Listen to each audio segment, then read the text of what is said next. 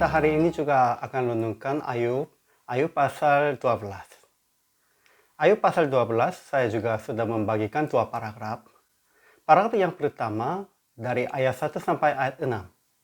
Ayub membantah teman-teman yang bermegah hikmahnya dan berkata, "Aku pun mempunyai pengertian sama seperti kamu."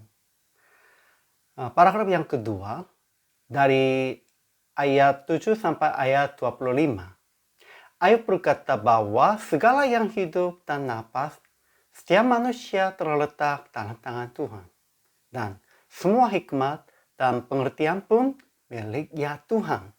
Semua lancangan sesuai dengan kehendaknya. Kalau begitu, kesimpulan berdasarkan 2 paragraf ini, Ayub membantah teman-teman yang nasihat dengan hikmahnya diri. Menurut Ayub, dia sendiri juga cukup berhikmah.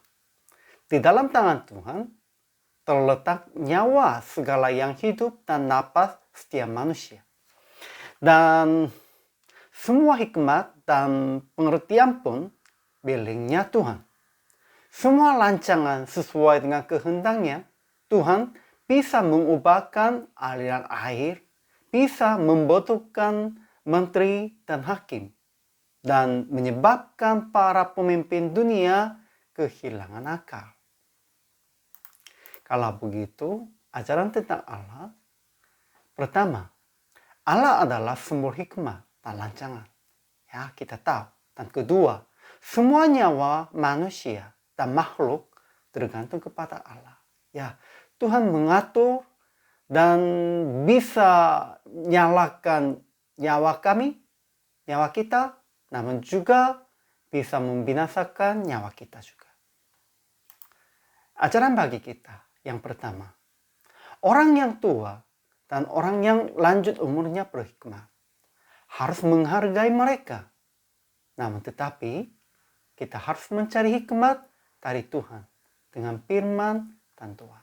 Harus menghargai dan menghormati orang-orang tua. Namun dari mereka ada hikmat, namun itu pun juga tidak kebenaran. Kedua, jangan bermegah hikmat dan pengertian dirinya sendiri. Kalau Tuhan tidak izin, semuanya menjadi sia-sia. Ya, orang berhikmat pun dan menteri atau hakim atau penguasa siapapun yang bermegahnya berhikmat, jika Tuhannya tidak izin, mereka menjadi bodoh dan hikmah mereka pun menjadi sia-sia. Aplikasi hari ini, jangan menasehati dengan perkataan dirinya sendiri. Harus cek dengan firman dan dalam doa. Kelihatannya hikmat, namun itu pun juga tidak penting dan tidak cukup. Kedua, hormati orang yang tua dan mendengar saran mereka. Dan harus cek dengan firman. Sumber hikmahnya Tuhan. Sehingga kita harus ceknya dengan firman dan dalam doa. PR praktik hari ini. Berbicara dengan sesama untuk hidup yang berhikmah. Dan mengecek dengan bandingkan firman. Itu benar atau salah.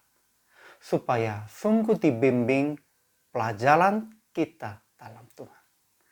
Ya, hari Senin, jika ada kesempatan berbicara dan omong-omong dengan teman-teman. Namun janganlah hanya gosip saja. Berbicara dengan sesama dan jemaat atau teman-teman untuk hidup yang berhikmah. Dan itu juga harus bandingkan dengan firman.